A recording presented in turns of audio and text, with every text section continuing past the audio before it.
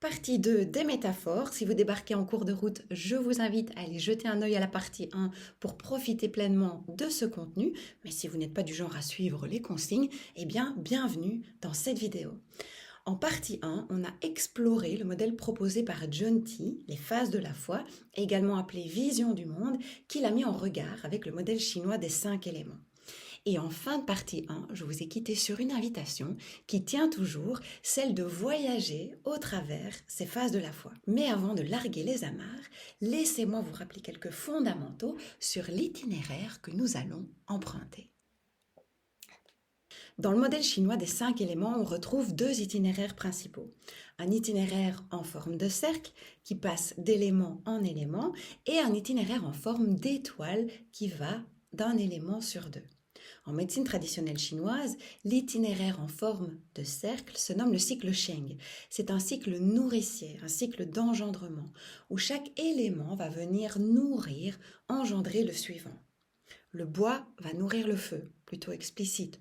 Le feu va nourrir la terre par ses cendres. La terre va engendrer le métal par ses minerais. Le métal va engendrer de l'eau par condensation. Et l'eau va nourrir le bois. Et le cycle recommence. C'est un cycle nourricier d'engendrement. Quant à l'itinéraire en forme d'étoile, on l'appelle le cycle Ko. C'est un cycle de contrôle, de régulation, aussi un cycle de transformation, voire même de destruction, où chaque élément va venir en contrôler, en réguler un autre. Si on repart du bois, le bois va contrôler la terre par ses racines. La terre va contrôler l'eau, dans le sens où elle va la contenir, lui donner une forme. L'eau va contrôler le feu, le réguler, voire même le détruire. Le feu va transformer le métal en lui donnant une forme. Le métal va contrôler le bois en le coupant et le cycle redémarre. Ces 2 cycles sont complémentaires, un cycle qui génère et l'autre qui régule. Et heureusement qu'on a les 2, parce que pour passer du bébé que nous avons été à l'adulte que nous sommes aujourd'hui, il a fallu que cette croissance soit régulée. Pour notre voyage, nous allons emprunter l'itinéraire Sheng. Alors désolé pour ceux d'entre vous qui n'aiment pas tourner en rond, mais de la même façon que chaque élément va en nourrir ou en réguler un autre, on va observer de quelle façon les phases de la foi se régulent entre elles. Et on va démarrer par l'élément du bois associé à la phase de la foi intuitive, projective. Alors que représente cet itinéraire dans le modèle qui nous occupe ? Ce point de départ depuis le bois en passant par le feu, la terre, le métal et l'eau. Ça représente le cheminement nécessaire pour l'accomplissement de presque tout objectif. Parce que nous en soyons conscients ou non, on va passer par toutes ces étapes. Que ce soit un objectif à court terme, à moyen terme ou à long terme. On va y passer de façon furtive ou parfois de façon prolongée. On pourrait même se sentir bloqué. Et c'est ce qui va nous intéresser. Parce qu'alors on pourrait se demander, est-ce que notre vision du monde, notre façon d'appréhender la vie, les autres ou nous-mêmes, nous permet ou non de rencontrer nos objectifs, nos aspirations. Et donc ce voyage au travers des phases de la foi, c'est une invitation à explorer d'autres angles de vue, à ouvrir le champ des possibles et à donner du sens à ce que nous vivons. Et peut-être que vous allez pouvoir identifier une ou plusieurs phases de la foi qu'il vous faudrait peut-être nourrir ou tempérer à l'image du cycle Sheng et du cycle Ko pour aller avec plus de sérénité vers la réalisation de vos aspirations. Alors vous verrez qu'en fonction de l'objectif que vous poursuivez, vous ne serez pas nécessairement dans la même phase de la foi. Parce que ça n'engage pas les mêmes croyances, les mêmes visions du monde, les mêmes attitudes ou comportements. Et donc il se pourrait très bien qu'à un instant T de votre vie, vous soyez dans la phase de la foi responsable pour ce qui concerne votre domaine professionnel, mais vous pourriez très bien être dans la phase de la foi littérale, mythique, dans votre domaine amoureux. Et donc, ce qu'il y a de bien avec cette vidéo, c'est que vous pouvez la regarder autant de fois que vous voulez, en prenant à chaque fois un point de départ différent. Alors, ce n'est qu'un modèle, et comme tous les modèles, il a ses limites. Donc, si ça ne vous parle pas, c'est ok, vous avez le droit de quitter le navire à tout moment. Métaphore empruntée au domaine maritime, les amis. Mais si vous voyez le capitaine ou l'équipage quitter le navire, c'est quand même pas bon signe. Donc j'espère que cette vidéo ne sera pas un naufrage, vous me le direz dans les commentaires. Et ce modèle des phases de la foi, il est très riche. Je ne pourrai malheureusement pas vous faire part de tous les aspects possibles. Et ça a d'ailleurs été une difficulté pour moi dans la réalisation de cette vidéo. Et je me suis dit, mais pourquoi est-ce que je ne vous ferais pas part des difficultés par lesquelles je suis passée ou des difficultés que j'aurais pu rencontrer et de mettre ça en lien avec le modèle que je vous propose pour le rendre encore plus concret, plus vivant et peut-être que vous vous retrouvez vous aussi par rapport à ce que je pourrais vous décrire. Bon, assez causé, embarquement immédiat. Pour ce voyage, vous avez la possibilité de vous laisser porter et d'être attentif à ce qui peut remonter spontanément quand on aborde une ou l'autre phase de la foi. Ou vous pouvez décider de partir en ayant à l'esprit un objectif que vous souhaitez atteindre, une difficulté que vous rencontrez ou une situation dans laquelle vous sentez que vous stagnez, pour peut-être identifier une phase de la foi qu'il vous faudrait nourrir ou tempérer pour amener un petit peu d'air et de mouvement à ce qui vous occupe pour le présent. C'est parti, on largue les amarres, direction phase de la foi intuitive, projective. Dans cette phase de la foi, on a tendance à avoir une vision magique du monde. Et c'est essentiel parce qu'on a besoin des images et des rêves pour créer du sens. Et donc, quand on se lance un objectif, on pourrait commencer par avoir un sentiment intuitif de ce que nous devons faire pour l'atteindre. Et donc, on peut se demander, laissons-nous suffisamment de place à notre vision créative pour ouvrir le champ de tous nos possibles? Ou au contraire, sommes-nous tellement dans une vision imaginaire que nous nions les circonstances concrètes que nous impose la réalisation de notre objectif? C'est aussi une phase de la foi où l'intuition va être prépondérante, elle va précéder la réflexion. À nouveau, prêtons-nous trop ou trop peu d'attention à notre intuition? Enfin, c'est une phase de la foi où on va avoir tendance à n'avoir qu'une perspective à la fois. Et notre perspective est la seule qui existe. On la projette sur les autres et on pense que tous les autres pensent comme nous. Donc on peut se demander, sommes-nous dans une phase égocentrique, pensant que notre opinion est la seule qui vale et que c'est la seule perception possible? Ou au contraire, prêtons-nous tellement attention ou sommes-nous submergés par toutes les options qui s'offrent à nous ou par les opinions variées des autres, au point qu'il serait peut-être bien finalement de revenir dans cette phase égocentrique pour sentir ce qui est juste pour nous en ce moment? Alors cette phase de la foi intuitive, elle peut aussi être en déséquilibre en raison de l'élément qui contrôle cette phase, l'élément métal, associé à la phase de la foi responsable. Et donc on pourrait aussi s'interroger pour voir dans quel domaine on exerce trop ou trop peu de responsabilité pour ramener l'équilibre. Par exemple, je pourrais tellement être écrasée par le poids des responsabilités que j'en viendrais à étouffer mon sens créatif, mon sens intuitif. Je vous avoue que dans le processus de création de cette vidéo, je suis restée longtemps dans cette phase de la foi intuitive, projective, parce que j'avais plein d'idées, plein d'options pour vous présenter les phases de la foi et je les trouvais toutes plus intéressantes les unes que les autres. Alors c'est bien de rêver, c'est bien d'imaginer, parce que c'est excitant, il y a de l'enthousiasme et puis tout est possible à ce stade-là. Seulement à un moment donné, il faut bien que ça prenne forme dans le réel et que ce qui est dans ma tête passe de ma tête à votre écran. Et donc à un moment donné, je suis revenue à moi en me disant, ok, Virginie, pour cette vidéo, quel angle de vue as-tu envie d'adopter? Et donc faire appel à cette phase de la foi responsable qui régule aussi la phase de la foi intuitive en décidant d'assumer l'angle de vue vers lequel j'ai envie d'aller et en tempérant cette créativité en me disant que, en acceptant plutôt que toute la richesse du modèle ne passera pas dans une seule vidéo.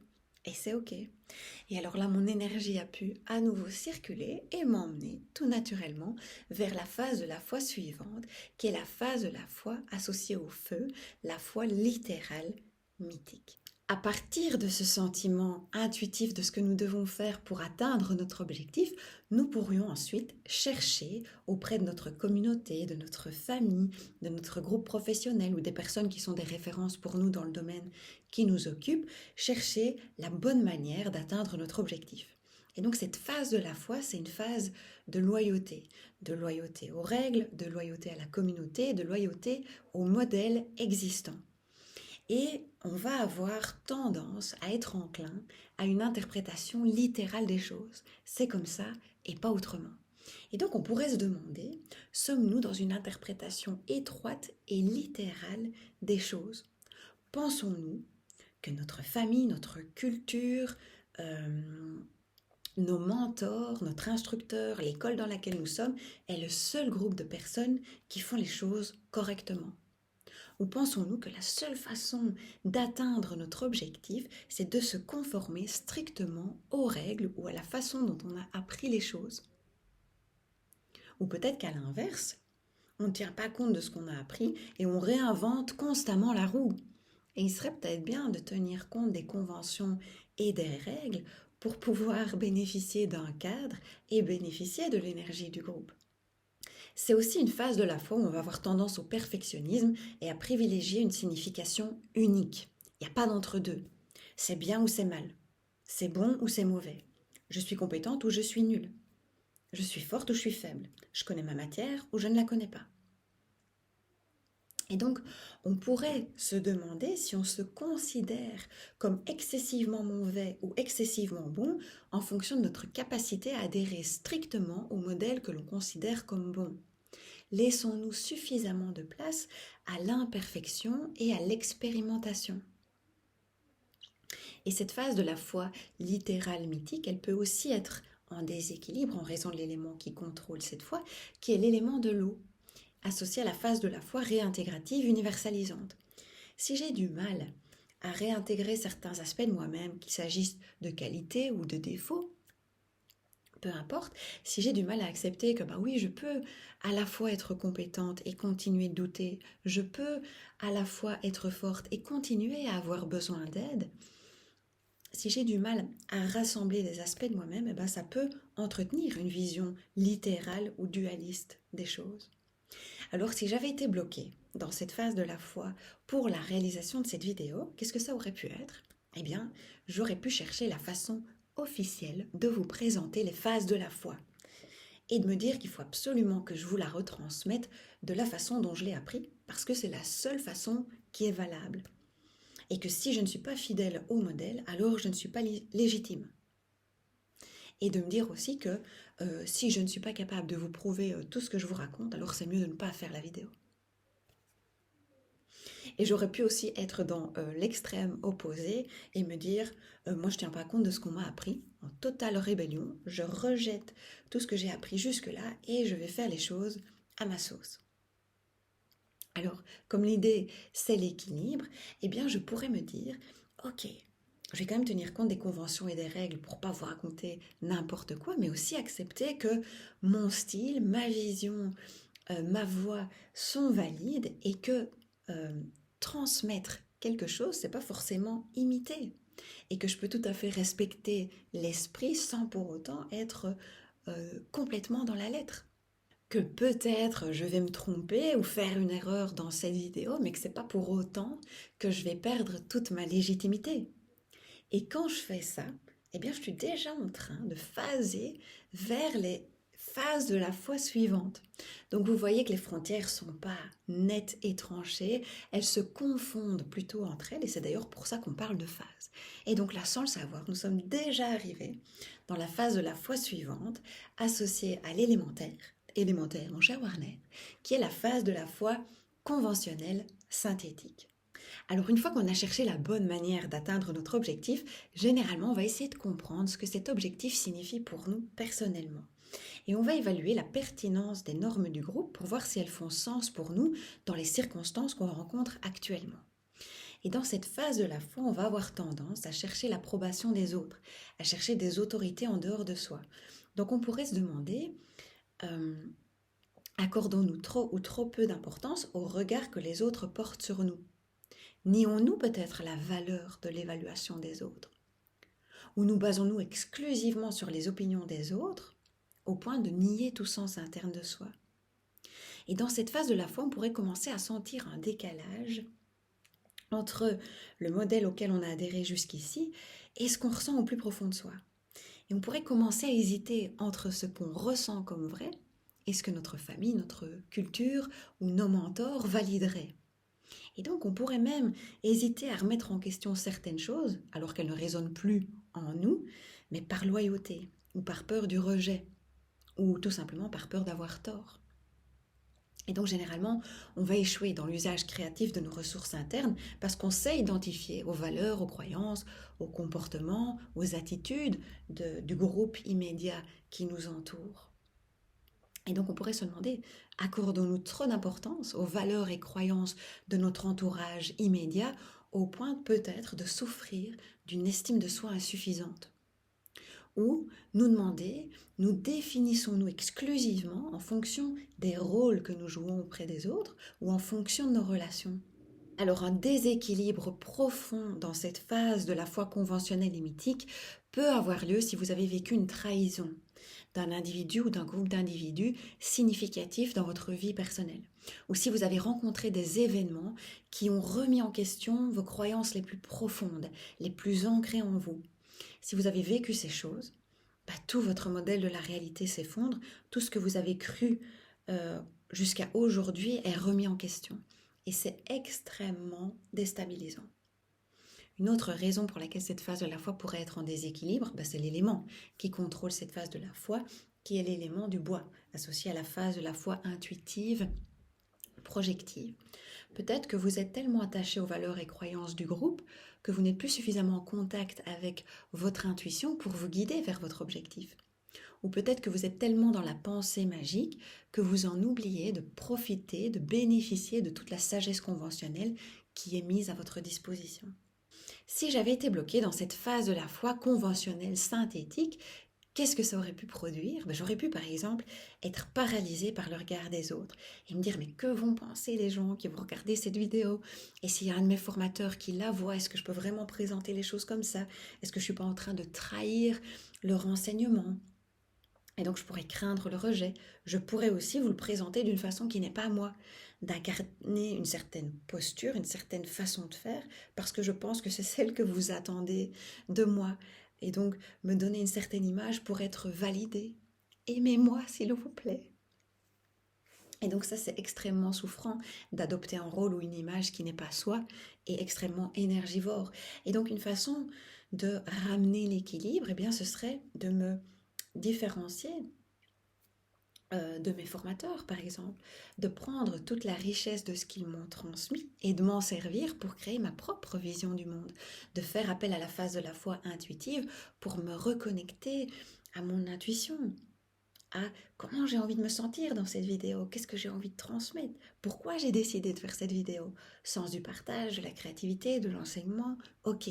Donc revenir à des valeurs qui sont importantes pour moi, pour être en cohérence avec mon discours, et puis assumer ma vision des choses, assumer la façon dont je vais le présenter. Et là, on est déjà en train d'être dans la phase de la foi suivante, la phase de la foi associée au métal, la foi responsable. Alors une fois qu'on a fait la part des choses entre les valeurs auxquelles on a adhéré jusqu'à maintenant et celles qu'on souhaite incarner, on va assumer la responsabilité de notre mode de vie, assumer nos choix, nos croyances, nos engagements et attitudes. On va faire la part des choses entre les vérités relatives et les vérités absolues et on va aussi assumer le fait que nos actions vont avoir des conséquences sur nous-mêmes et sur les autres. Et donc cette phase de la foi responsable, c'est une phase de discernement, d'autonomie et une phase d'affirmation de soi. Et on pourrait se demander, avons-nous des difficultés à assumer la vision du monde que nous avons de la vie ou de nous-mêmes? Ou encore, échouons-nous à prendre des responsabilités en ce qui concerne les choix personnels que nous faisons? Nous accrochons-nous à tout prix à une valeur extrême ou à une position? Ou au contraire, sommes-nous peut-être perdus dans un océan de valeurs relatives sans boussole fixe de principes? Ou on pourrait aussi se demander, nous concentrons-nous sur des objectifs qui finalement ne rejoignent pas nos valeurs personnelles? Et peut-être aurions-nous besoin de remodeler notre vision du monde, notre foi, en ce qui est réel ou non, en lien avec l'objectif que nous souhaitons atteindre.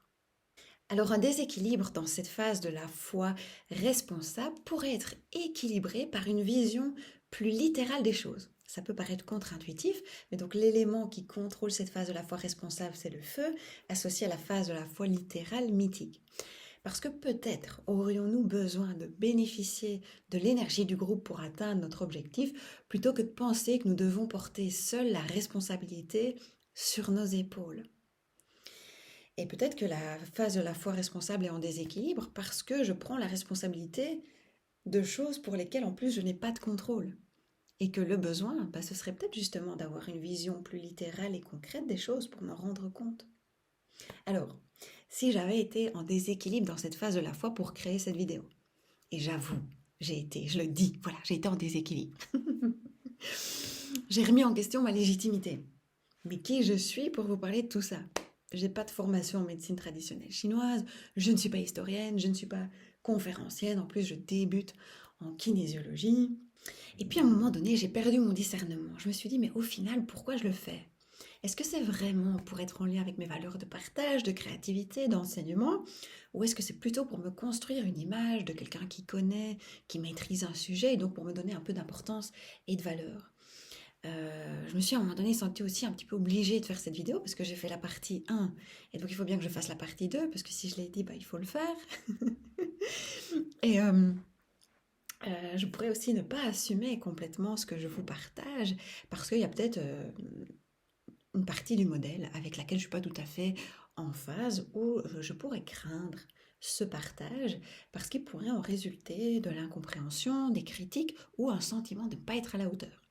Et donc, dans ma recherche d'équilibre, je me suis reliée au courage de la responsabilité et j'ai choisi de partager quelque chose à un instant T de cette façon. Et de ne pas attendre d'être tout pour pouvoir commencer à dire quelque chose. Et que ce que je vous ai dit aujourd'hui ne me condamne pas, je peux continuer à évoluer par la suite et peut-être même qu'un jour je ne serai plus d'accord avec ce que je vous ai dit. Et donc, de se relier à des valeurs personnelles, d'avoir un positionnement intérieur, pas pour prendre le pouvoir sur les autres, mais pour simplement assumer la façon dont j'ai envie de vous partager les choses, plutôt que d'essayer de chercher à ce que cette vidéo réponde à des standards externes. Et quand on fait ça, on a déjà phasé dans la dernière escale qui va occuper notre voyage, qui est dans l'élément de l'eau et qu'on appelle la phase de la foi réintégrative, universalisante.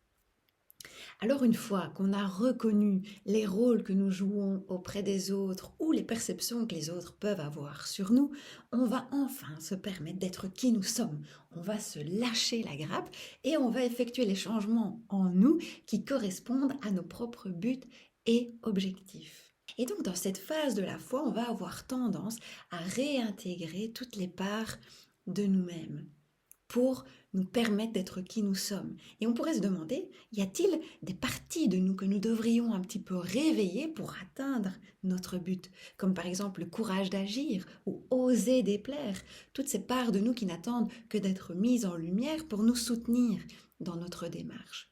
Ou au contraire, est-ce que nous fixons constamment le regard sur des parties de notre personnalité, des défauts qui, au final, ne demandent qu'à être reconnus et acceptés sans forcément être apprécié. Ok, oui, pour l'instant, je suis un sauveur. Voilà, j'ai envie de sauver les autres et je m'oublie. Ok. Pour l'instant, j'ai envie d'être un employé modèle. Je n'ose pas déplaire et c'est ok. Pour l'instant, j'ai besoin d'avoir du contrôle sur les choses. J'ai peur de décevoir. Ok, je ne dois pas avoir tout nettoyé, je ne dois pas avoir tout réglé dans ma vie avant d'apparaître pleinement.